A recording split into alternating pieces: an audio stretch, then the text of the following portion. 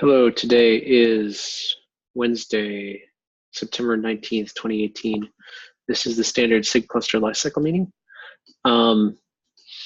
There are a couple of agenda items. Just as a PSA, we are kind of in the throes of final release. So if you have any topics that aren't kind of germane to the release at this point, we'll probably hold on those things until another date. I do expect that maybe in a week or two, we'll start the 113 planning, and that was when we'll kind of open up to much broader topics. So going through the agenda one by one, Chuck, ticket assigning. Yeah. I've been talking to some people who would love to get started contributing to Kubernetes, and they found it kind of odd that they can't be assigned issues in the repo. So I was kind of wondering if that was a Gates thing or a GitHub thing, but it looks like that's a GitHub limitation that we can't assign people unless they are in the organization. So I was wondering if that's kind of an issue for new contributors. And the process that we've been using so far has been marked as lifecycle active and kind of like assign it to the person who's shepherding their commits. So yep. I guess making that explicit is just in the context of this meeting is probably good enough for me. Yeah, I think, we can mention that too in the regular standard SIG cluster lifecycle meeting, so it's broader to the other folks. But that has been the implied process. We haven't really written down all the details of what we do. We've had a couple of meetings where we have informally discussed it. I don't know, because different SIGs operate differently, I don't know where it would live. We could possibly put it into the community repository. Mm-hmm. That's probably a good place for it. We could probably even start in the Kubernetes README. I don't know if I actually haven't read that in a while. If there's a section for like beginning contributors, that would be a good place to put it, I think. Yeah, ideally I would be beyond kubeadm though, because SIG cluster lifecycle is growing very large, and I'm trying to re-rally the broader group, which kind of splintered earlier on in the formation of SIGs and incubation. And I'm trying to, within the 113 cycle, re-rally folks to try and have a single umbrella with many sub-projects. Yeah, especially as we push kubeadm to be GA. I think as it becomes GA and is used by a number of tools, Minikube, KubeSpray, et cetera, that, having that general framework by which we operate is super helpful, because it allows people to move across these different projects in a cohesive way. Mm-hmm, totally. Yeah, it's really a limitation of GitHub. Yeah. Somewhat. Okay. So any other points on that one? Usually it's about 7 to 10 PRs in the org to apply for membership. Then you need 2 sponsors. It's well documented. There's a page in the community repo. kubeadm might be a little different because of the sub project, or it's got its own issue tracker project. Or do you mean or I guess that's part of Kubernetes, isn't it? That's part of Kubernetes. So okay. Yeah. Cool. Next issue. We need folks to verify the full state of things. This is kind of, I don't want to soapbox on this, but I want to make sure that we are dotting all the I's and crossing all the T's. We are in RC now for this release, and Chuck has found some issues. I have found some issues. There's a bunch of other things that are kind of coming in a little late in the cycle, and I think we need to apply a little bit of extra rigor to verify some of this stuff, because last night was pretty frantic, and we still have a bunch of other things to fix up before the release. I'm going to go through the docs that we have. I think we're in a pretty good state. We are okay. We have a lot of PRs that are backed up, right? Like we need to get those PRs merged through, because if we don't get them merged through, that would be bad. So long as those PRs get merged, we will be in a much better state. Might be a good, might be a good idea to go through the list of PRs. Yep, I'm going to actually start to do that at the end. That's actually that's the last agenda item I have listed. Okay. I had a question on the docs. We want to use Alpha 1 version or version 1 Alpha 3, even though that's only 112 available. Yes, so the docs should be master/112. Okay. So like the docs are versioned for the branches. So yes. Perfect. Okay, sounds great. Thank you. Other questions about that? Tim, Yes. is there a tracking issue for everything that we know still not working on V112? We don't have a global tracking issue, we just have the milestone. So if there are things that are not working on 112, please add them to the milestone and we'll just deal with that way. So the milestone currently has 10 open issues. There are other stuff that I know is not working, like dynamic Kuba configuration. To be honest, at this stage of the cycle, I'm fine because it's a feature gated thing. I'm fine with punting it to 113 and backporting fixes as needed because it's not a default configuration. It's a total opt-in configuration. But the milestone is the answer to your first question.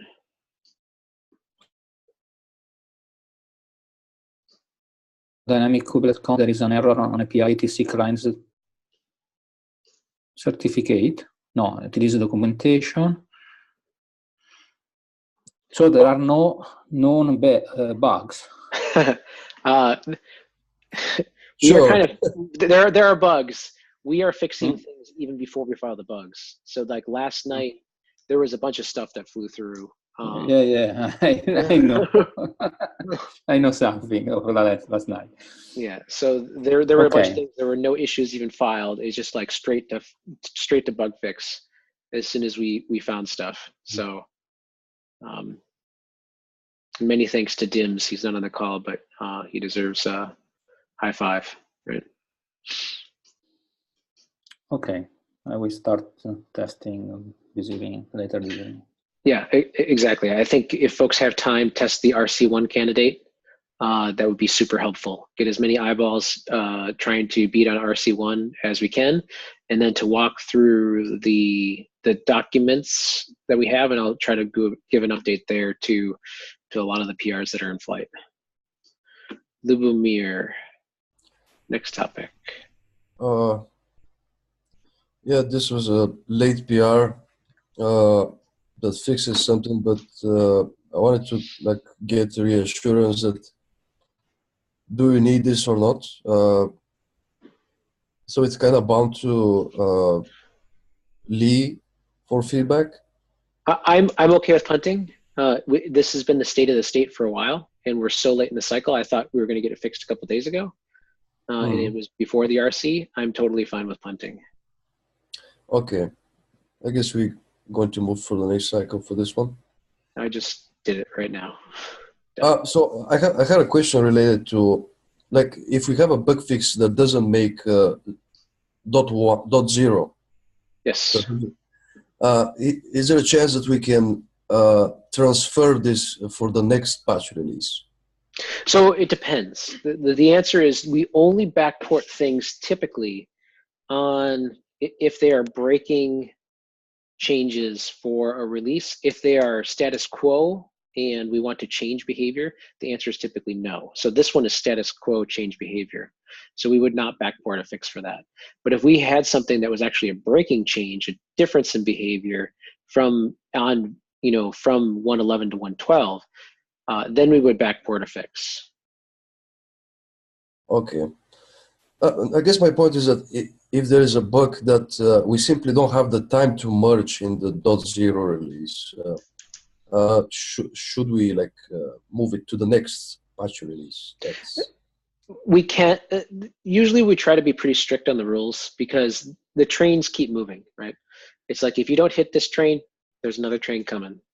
So if the problem that we face with cherry picks that you would face with any project that has a time-based cadence release is that you could always cherry pick forever, right? And you would never keep on trucking, right?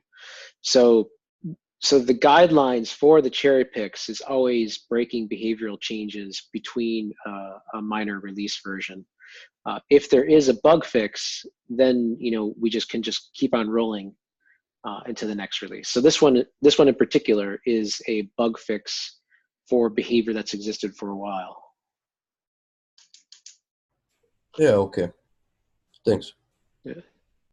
It's not pretty. We could always split hairs on this, and I totally would be empathetic to the idea of backporting fixes because it would be better for the dot release product. But at the same time, there's a process problem that would occur, and that we would be in paralysis mode for minor releases, to be honest. Yeah, definitely. All right. Are there any more group topics before I go through the backlog for 112? I wanted to say that the state of manifest list is pretty good. We are waiting on a single PR, and after we have it's for etcd, and after we have this, we have manifest list for everything. That's for the multi-edge support. Yeah, I wrote a tool that I'm sorry, but I'm supervising the DIMs and the folks because they made some mistakes. But they fixed them immediately for kubedns, and now I'm waiting for etcd. And after that, we have manifest list for everything. I'm sure the people who have ARM clusters will thank you greatly. As far as the S390S or whatever, the the mainframes of the world, I don't know how many people are using that. So yeah, they're definitely users. All right, let me share my screen real quick here. Sorry, only one question before. Someone has already checked the test grid after RC1. So I've been looking at test grid, Fabrizio. Do you have anything in specific to comment there? No, I didn't have the time to check. So I want to know if there are some red or not. There is some red, but it's not it's not consistent. So it's not consistently red. Yeah, I think it's a flake, basically. Yeah. Okay, thank you. All right, so I'm just going to go down the list. We only have 10 bugs in this list. And yeah, are there any other, if there's other issues, please file them to this milestone in the KubeADM repo, and we can address those. I think most of the things we have are docs. Liz, do you have any update on the V111 to V112 upgrade docs? Not yet. Yesterday was kind of a wash for me, and today I was working on that issue. I think it was Lubomir pointed out that I hadn't actually added the certs renew command. It's already approved and it should be in the merge queue. Yeah, but that was my morning. Yeah. So I should be able to get it done today. Fabrizio, this is the V1 beta 1 is broken. I'm okay with backport and punting out of V112 milestone. Unless somebody else, does anyone have time to really investigate and to triage and address this thing? To be honest, I'd be kind of remiss at this stage in the life cycle to want to put something through. Yeah, it's really late. Fabrizio, what did Michael Toffen said here? The answer from Michael is pretty clear that a node cannot set its own dynamic kubelet config. This is a problem. I don't know because basically when we run kubelet bin join on node, we have only the node itself as identity. So I don't even understand how it could work in the past. So I don't think here's a conundrum that we've had for a while. The test matrix for validating features that are cluster wide have been non-existent. They've been ad hoc, right? So it'd basically be users testing feature X on their own because they care about it. This needs to change in 1.13. And as we kill Kubernetes anywhere with fire in 1.13, part of this should be to try and enumerate a test matrix for said features so we can start to try to address that all the way through. Because at the end of the life cycle, this problem probably was hidden by another problem. So also in v1.11, I was not capable to test this, and before I wasn't. I don't know when this feature was introduced. So it was introduced in 1.11. This was so. Let's punt to 1.13. There's no way we're going to fix it right now in 1.12. So and we need to get test coverage for this feature gate. Okay.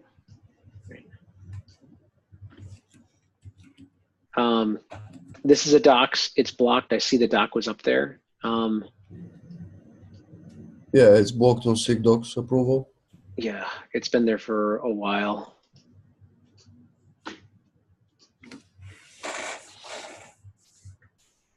Yeah, it's been LGTM too. You had a hold a while ago. You want to remove the hold, Lubomir?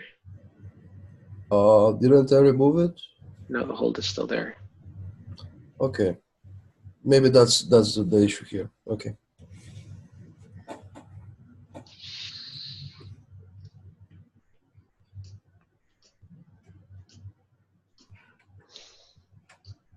API server etcd client cert stiffer. This was mainly requiring triage.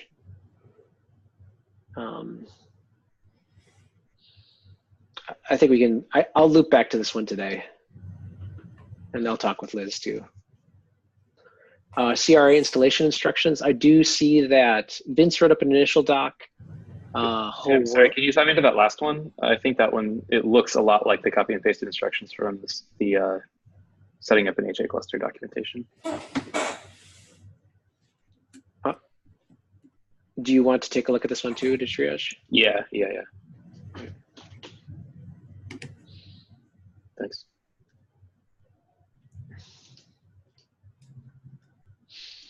Right.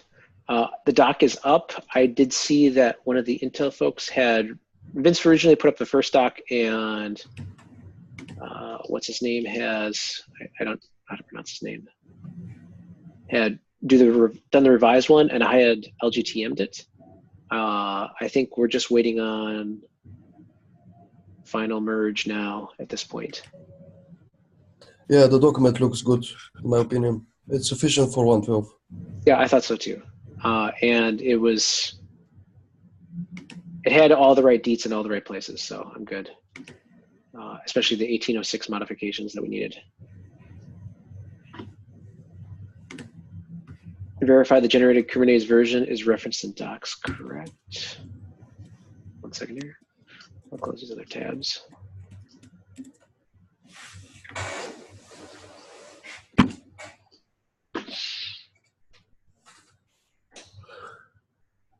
A bunch of docs that already have PRs.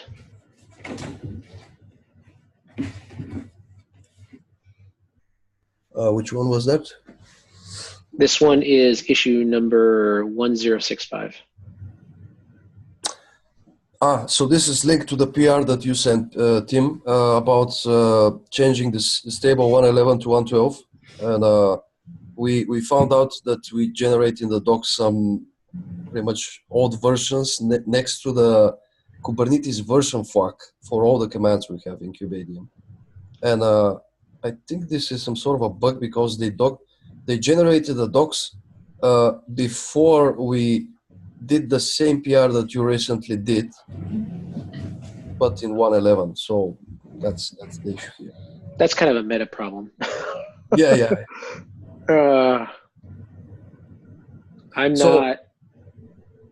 I wanted to ask if we merge the stable 1.12 PR now, this means that we are going to get red tests for a couple for until next week, right? So I need to talk with somebody on SIG release, because the typical process was to do some minor update to that GCS bucket as part of the RC process, right? Because it was typically always before RC1 was cut. And our instructions, if you actually look here, so if you go to the instructions list and history inside of the kubeadm repository, there is a docs, and then there is a release cycle. And if you scroll on the bottom, we've done this now for many releases. Important, right before RC1 is cut, dump the Kubernetes version in kubeadm like this. And it's basically updates to point to a different GCS bucket when you pull. It's just a file that gets updated as part of the release jiggery, right? And this is an example of 1.6 to 1.7, and we did that for 1.12. And I need to talk to somebody on release to figure out why that file doesn't exist. Because if you try to pull, let me see if I have a command here somewhere. If you try to wget that location, still no joy. But if you wget 1.11, it's fine, obviously, because that's been a stable release. So I did some minor investigation here. To my understanding, the stable endpoint for 1.12 is going to be pushed only once we are outside of the RC cycle. When we reach stable, basically, when we reach the .0 release. Then we can just hold on that PR until the very end. But Yeah. that's not the way it was done in the past, right? So that's the conundrum. This one in particular, and they even have documented it was before RC1 is cut. So the problem is continuity and consistency across releases. So I think Caleb was the only person who's been actually running the release scriptory. So I'll try to sync with Caleb on that one. Yeah, so the SIG testing folks yesterday pinged Caleb on the same question that I have, like, when is the endpoint is going to be created? But he didn't reply. My suggestion is going to be to hold to the PR as much as possible before the release. Yeah. So with regards to the generated reference docs, I don't have a good answer for you. Yes, it's a meta problem that has, from the way you described it, occurs across all the releases, or has occurred across all the releases. So it was a problem last release. I think this time we're going to get it right. But again, I don't have confirmation when are the SIG docs people going to generate our reference documentation. Last cycle it was a mess. And this cycle I have no information when they're going to trigger it. So we have to sync with them, because if they start generating the docs now, we have the old version. All right, I will. Let's talk on SIG docs channel after this call.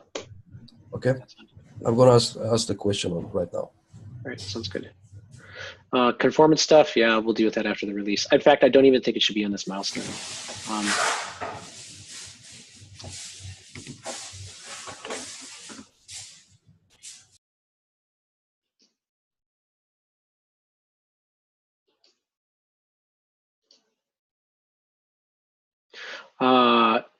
Jason and Chuck, with regards to HA documentation. So it was kind of confusing from your PR, Chuck. I see that the issues are split. Yeah. Yep. And then they're split, but they're on the same page. Yeah. Are you going to merge the two changes together in one PR? Because that would be easier to review. Do you mean, sorry, the upgrade path and the HA stuff? So I was thinking doing the upgrade path would be on a separate branch, just because it's a different page. There's one for the setup and then one for the upgrade, because that's a totally different page. So this is the setup, but it includes both the external etcd and the stack masters. And the thing that stood out to me is that you were specifically working on the external etcd version and Jason was working on the stack masters version, but this update to this portion touches v1.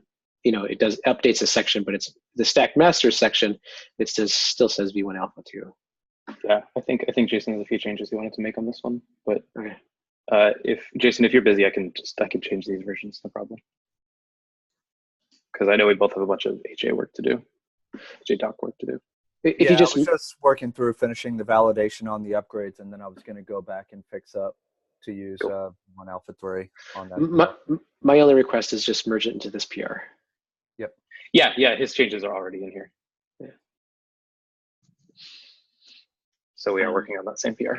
So that's these two docs.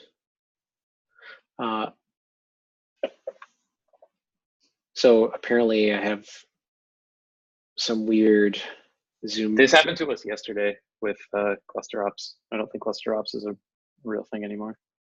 Yeah, we have that's a general PSA. We have a new Zoom we've set up for SIG cluster lifecycle.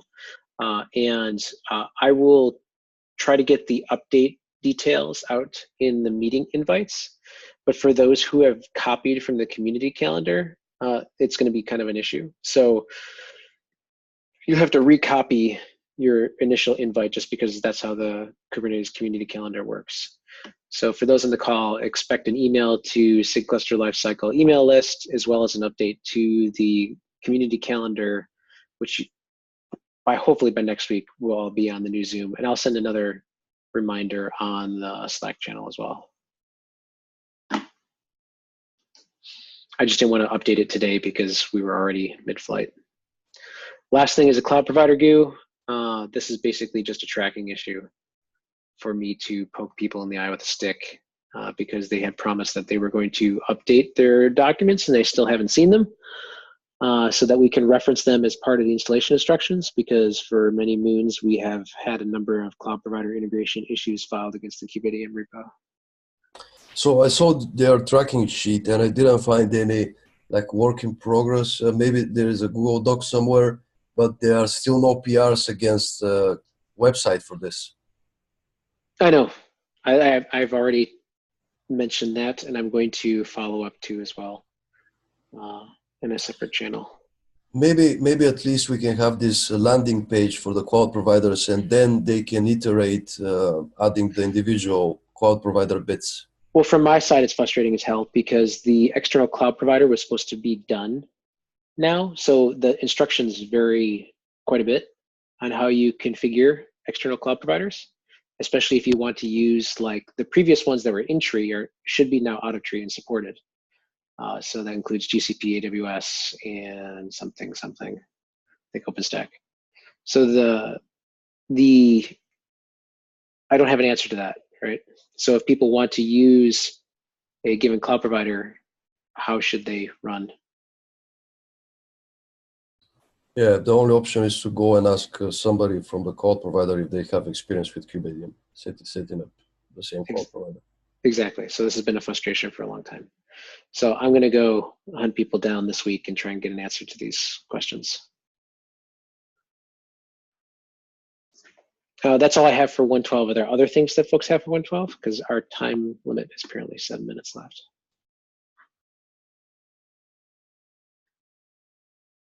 Going once, twice, 3 times. So next week is the release. My plan for next week will be to start to come to the next KubeADM meeting with a wish list, a high-level wish list for 113.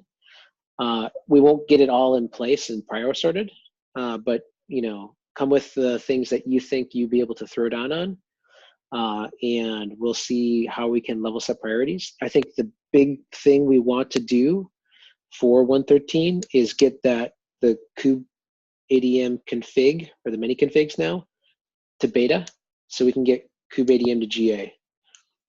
There's also some subcommand shuffling for the subcommands to flow into the right locations. And there will be some restructuring work, but I think that part is pretty easy. I think we just need to get it done. I'm going to start with the command reshuffling, moving phases to top level command right after 1.12 is released. Yep. And then possibly with Fabrizio we can work on the details of how to integrate the steps in init. I think one of the canonical problems that people have had too was a better logging that clearly defines phase A, phase B, so that they know the execution order. So if they want to implicitly run the steps, they can do it by themselves. Because there's many people who are said things like, I would like to run X out of band, right? Yeah, we need a logging scheme of sorts, like. Yes. With regard to phases, yesterday I updated the cap, which is out there from a while, to see if we find conversions to execute in the next cycle. And I also send a new cap about an idea that we discussed at that time very briefly, which is to implement a new workflow for changing the cluster. So it's update the cluster instead of upgrade. I haven't looked at the second one. It's do you mean like setting multiple properties of the cluster at once? Yes. Now what we support init, we support join, and we support upgrade. Where upgrade basically means change release.